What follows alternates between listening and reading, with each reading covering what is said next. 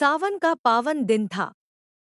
पूरे घर में पूजा की तैयारियां चल रही थी। मंदिर को फूलों से सजाया गया था और हर तरफ भक्ति का माहौल था। परिवार के सभी लोग खुश थे क्योंकि वर्षों बाद यह अवसर पूरे परिवार के साथ मनाया जा रहा था। लेकिन किसी को अंदाजा नहीं था कि कुछ ही मिनटों में एक ऐसा फैसला सामने आएगा जो सबकी जिंदगी बदल देगा। पूजा पूरी होते ही घर के बड़े बुजुर्गों ने पति से कहा कि वह अपनी पत्नी की मांग में सिंदूर भरकर इस शुभ दिन की रस्म पूरी करे। सभी मुस्कुरा रहे थे और कैमरे उस पल को कैद करने के लिए तैयार थे। जैसे ही पति ने सिंदूर की डिब्बी उठाई और पत्नी की ओर कदम बढ़ाया, तभी पत्नी ने अचानक उसका हाथ पकड़ लिया।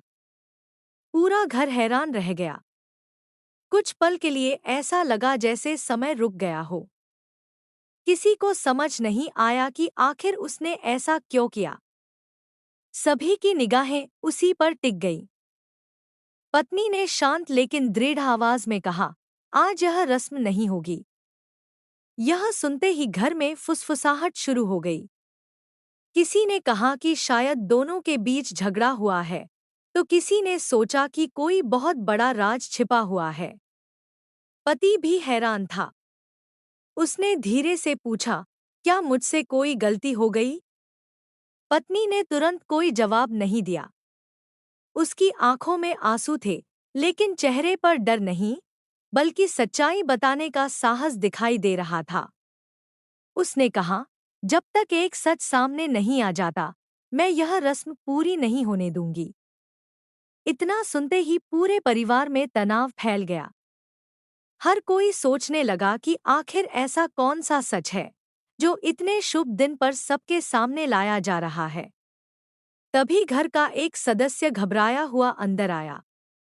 उसके हाथ में कुछ पुराने कागज और एक लिफाफा था। उसने बताया कि उसे स्टोर रूम की सफाई करते समय यह सब मिला है। पत्नी ने वह लिफाफा लिया और सबके सामने खोल दिया। उसमें कुछ तस्वीरें और एक पुराना पत्र था।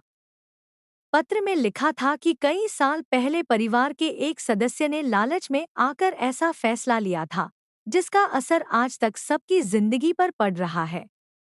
यह पढ़ते ही सबके चेहरों का रंग उड़ गया। पति को विश्वास ही नहीं हुआ। उसने बार बार कहा कि उसे इस बारे में कभी कुछ नहीं बताया गया। पत्नी ने कहा, मैं तुम्हें दोष नहीं दे रही, लेकिन जब तक पूरा सच सामने नहीं आता, मैं कोई ऐसा कदम नहीं उठाऊंगी जिससे झूठ जीत जाए। घर के बड़े लोग भी अब